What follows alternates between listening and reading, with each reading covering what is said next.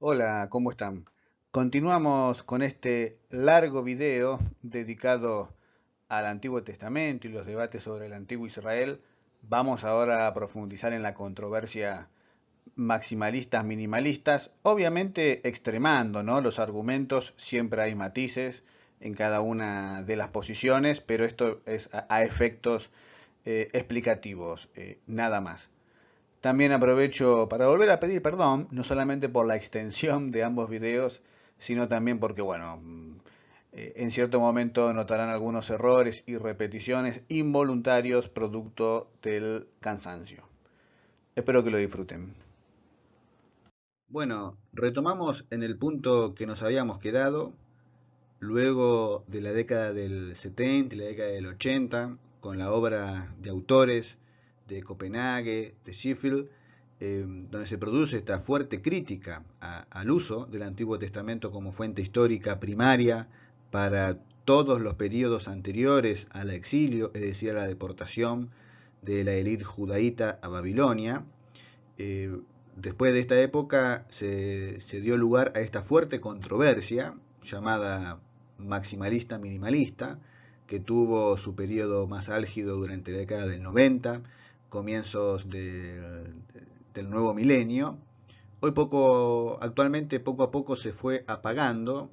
No es momento ahora para profundizar en esta cuestión, pero sí quisiéramos ahora en este segundo video tratar de destacar algunas fuentes importantes que permiten entender mejor este debate y, como siempre, la cuestión de fondo sobre el tema, ¿no?, de la historia del antiguo Israel.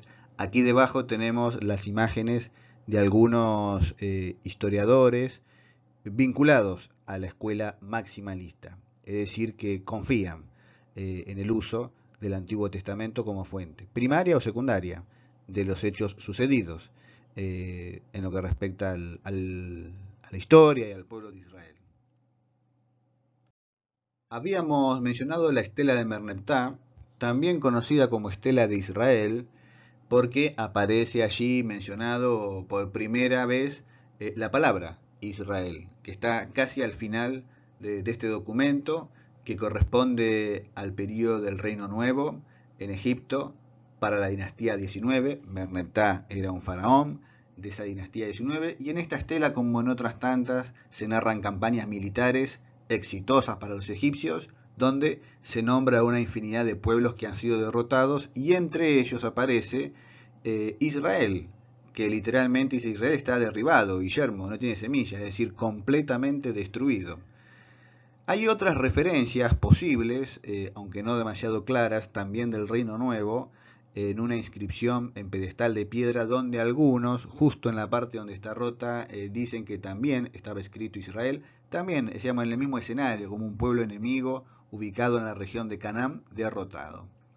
Y otro vínculo con respecto al pueblo de Israel no es la palabra Israel, sino la palabra Yahvé, la del Dios del pueblo de Israel, donde hay una inscripción ya anterior de la dinastía 18, pero también del Reino Nuevo, donde se mencionan los Yasu de Yahvé, el Yasu.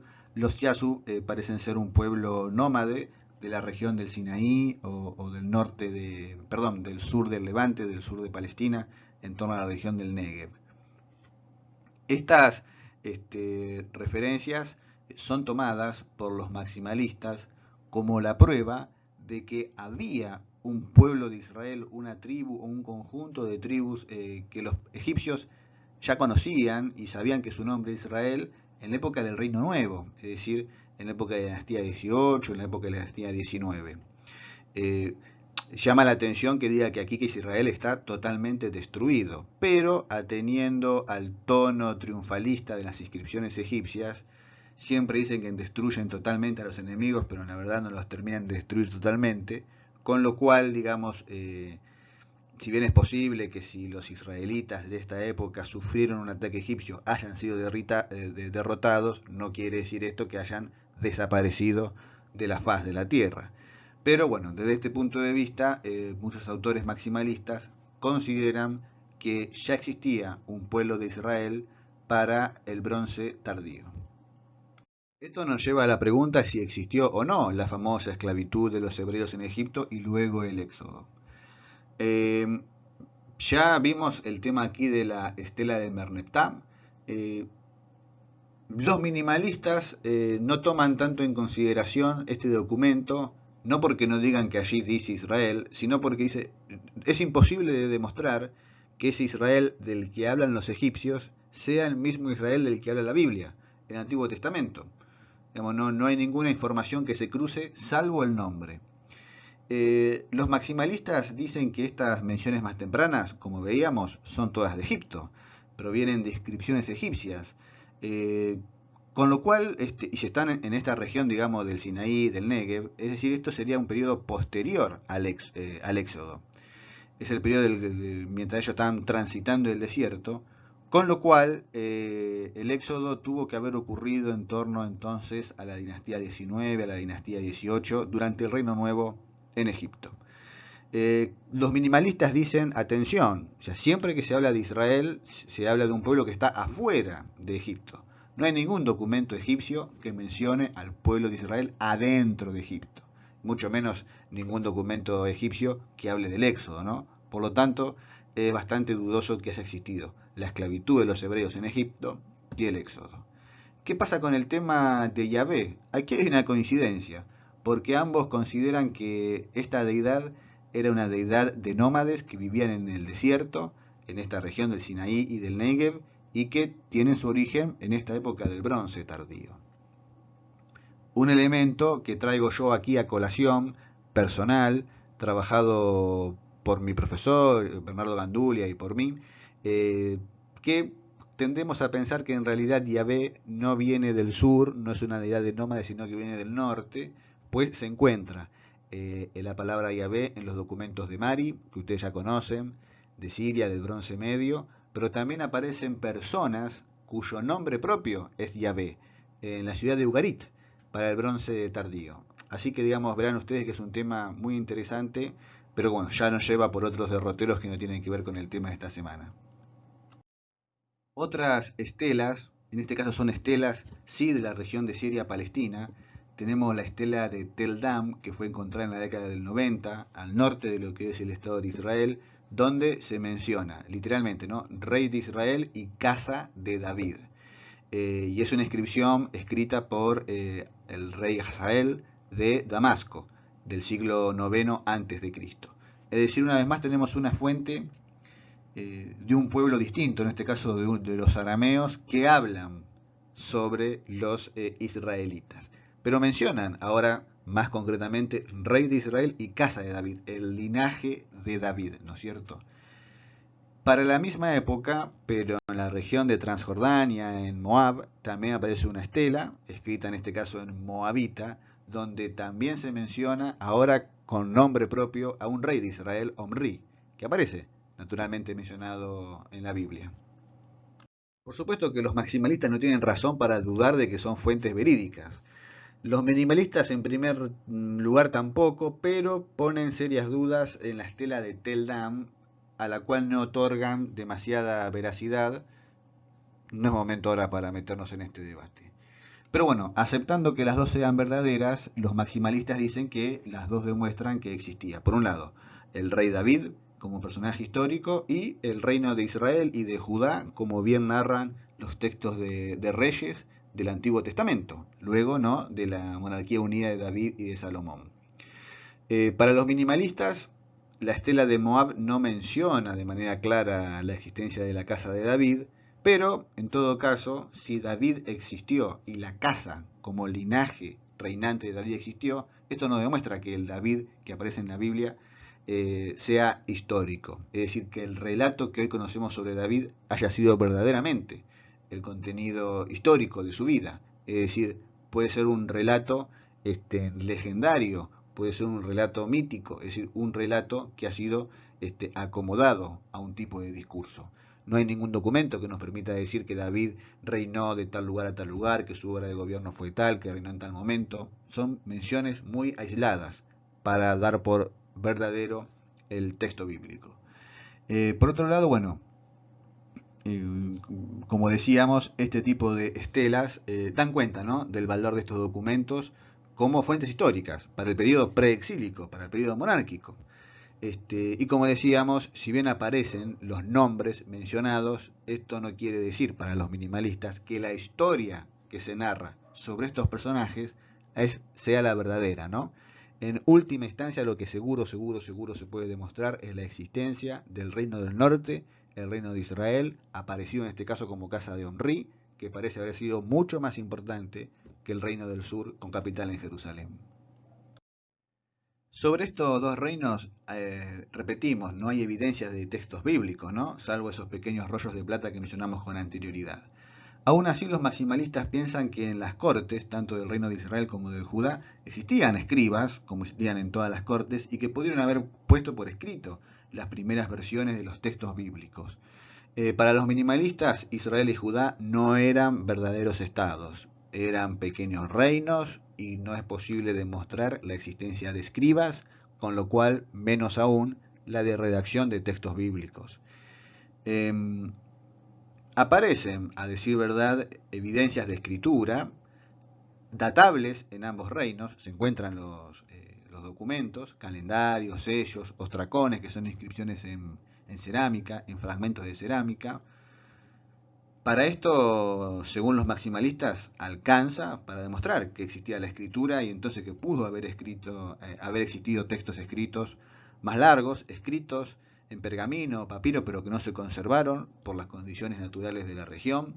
Sí se conservó lo que estaba en cerámica, lo que estaba en piedra, lo que estaba en metal, pero no lo que estaba en papel. Y en el caso de los minimalistas,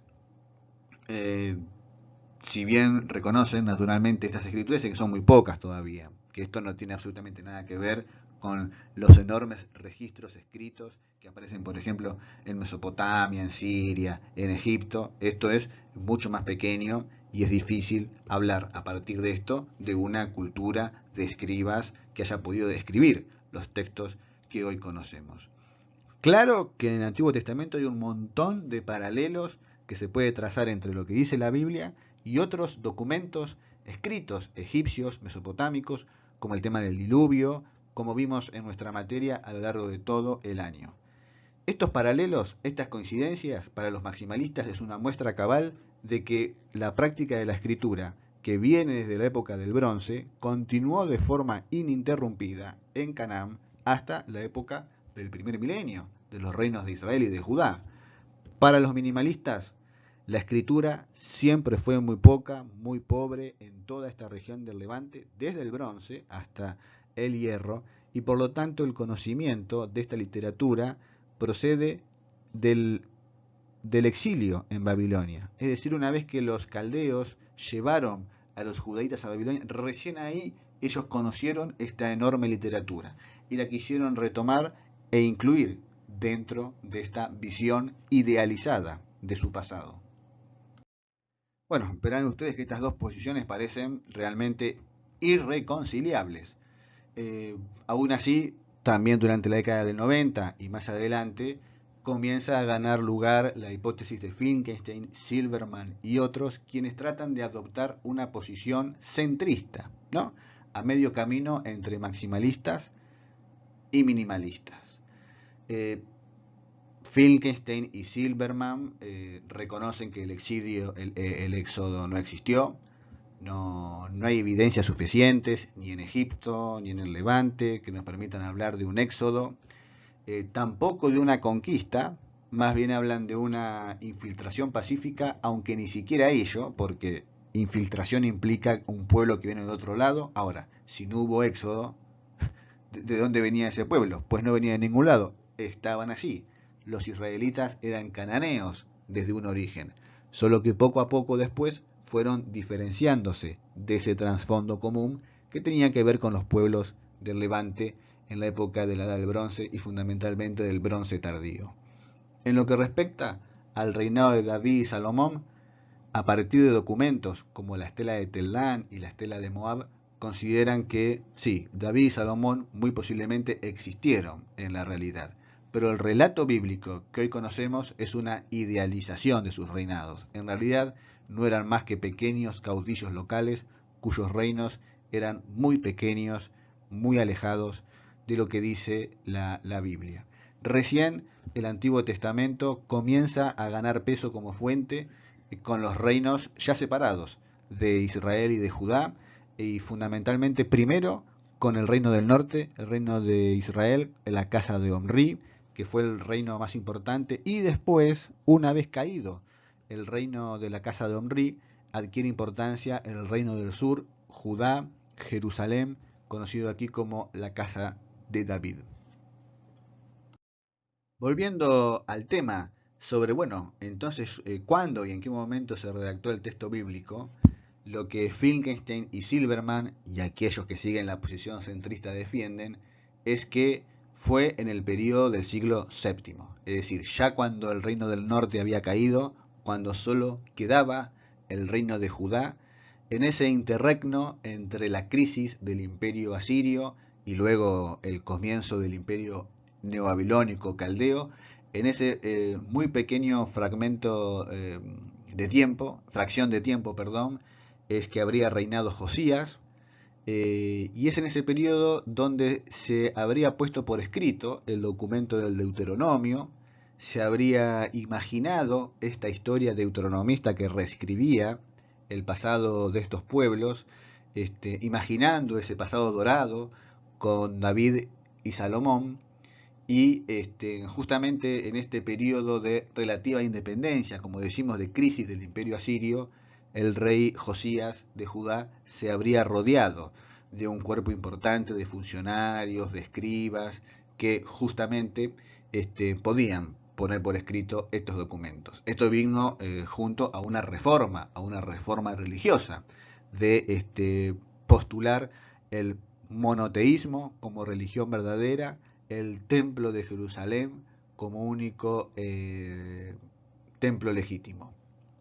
Luego del reinado de Josías habría venido la crisis definitiva del reino de Judá y la caída, producto del imperio caldeo o neobabilónico.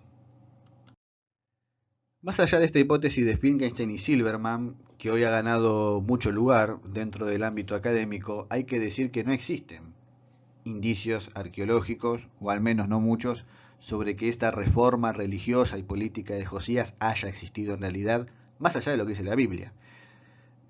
Algunos piensan que puede haber existido una reforma, pero anterior, también de otro rey de Judá, en este caso de Ezequías, donde sí parece haber habido, indicios arqueológicos de una reforma religiosa donde se destruyen santuarios y en beneficio exclusivo del único santuario legítimo del Templo de Jerusalén. Llegados a este punto, verán ustedes que los debates son muchos, las evidencias son pocas y que, bueno, existen múltiples interpretaciones sobre qué pudo haber sucedido. Lo que sabemos y lo que es evidente es que hay un fuerte debate y que cada una de las afirmaciones debe ser fuertemente fundamentada para poder ganar lugar. Pasando ahora al campo de las perspectivas, bueno, ¿qué pasa hoy por hoy dentro de esta disciplina?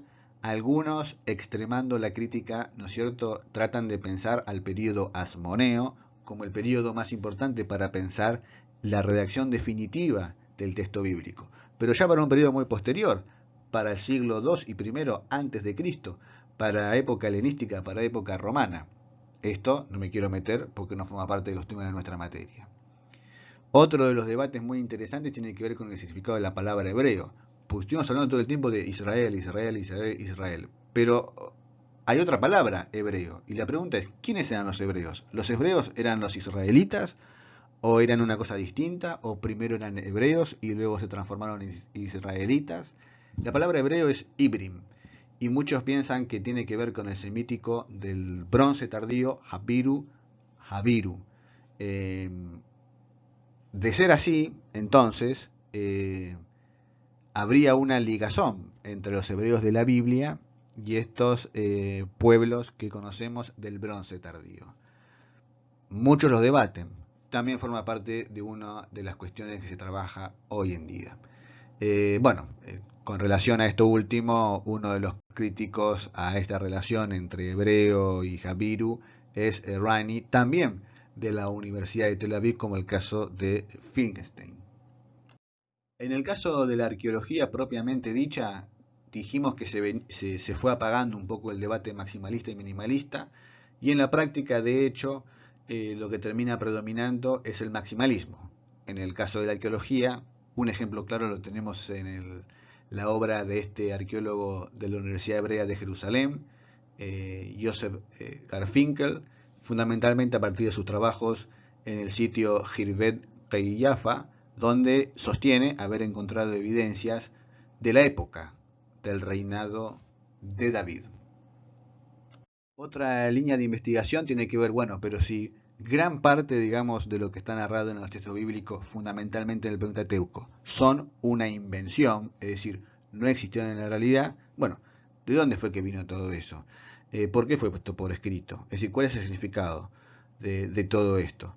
Entonces comienza a pensarse las historias del Génesis y del Éxodo desde las figuras de la memoria cultural, de lo simbólico, y esta también es otra línea que se abre en los últimos tiempos. Repito, no para demostrar que existió o no el Éxodo, sino para tratar de explicar y de entender por qué existió una historia del Éxodo, por qué se la inventó, por qué se la creó, cuándo se la creó, qué significado tenía. También eso tiene que ver con el periodo persa helenístico en adelante, escapa a los temas de nuestra materia. Bueno, como habrán visto, el tema es muy amplio, el tema es muy debatido, hay una larga historia también dentro de los debates. Claro que trabajar cada uno de estos puntos amerita una larga dedicación, pero ¿cuál es el valor de conocer estos debates o del debate en sí mismo? En primer lugar, considero que una de las fortalezas de este debate, más allá de las posiciones de cada uno, es que cualquier afirmación que se haga tiene que estar muy bien fundamentada, ¿no? Es decir, nadie puede largar una afirmación a la ligera, sino que tiene que demostrar a partir de fuentes, a partir de una argumentación racional y coherentemente construida. Por esto es que creemos que después de un siglo de debates, hoy por hoy se ha logrado un conocimiento más objetivo, más científico del pasado, no solamente de Israel, sino también de todo el cercano Oriente y el Egipto antiguo. Desde este punto de vista es realmente difícil, muy difícil encontrar que otro documento antiguo haya sido analizado tan profunda y con tanta minucia como el caso del Antiguo Testamento. No he logrado encontrar que se haya trabajado Homero, Heródoto, Tito Livio o Corán realmente con el mismo grado de detalle que el Antiguo Testamento. Otra de las ventajas de que este debate exista es que también cada una de las afirmaciones no puede basarse solamente en un tipo de fuentes. Tiene que haber un trabajo interdisciplinar obligatorio entre filólogos, es decir, los que estudian las lenguas muertas, entre los epigrafistas, es decir, los que encuentran los documentos en el lugar, como por ejemplo el caso de las estelas, y los arqueólogos, que estudian los restos materiales. Todas las hipótesis siempre tienen que estar sólidamente fundamentadas, sin descartar de plano las visiones contrarias a lo que uno mismo propone, lo cual naturalmente siempre es lo más sano para lograr avanzar en el conocimiento científico. Y ahora, apuntando más a la formación del docente y del historiador, de la historiadora, estudiar este tipo de debates puede ser útiles en tanto y en cuanto lo que nos estamos preguntando en el fondo es ¿qué es una fuente histórica? ¿Cómo se maneja una fuente histórica? ¿Cómo se maneja una fuente histórica? ¿Cómo se cruza, se articula una fuente histórica de un tipo con otra fuente histórica de otro tipo? Y en el fondo, también como veíamos al comienzo del video anterior, ¿qué es la historia? En definitiva, ¿cómo se hace la historia? ¿Se puede hacer la historia? Creemos que este debate sobre el uso del Antiguo Testamento como fuente historia nos puede servir y nos puede ilustrar mucho sobre el carácter de nuestra disciplina. Muchas gracias.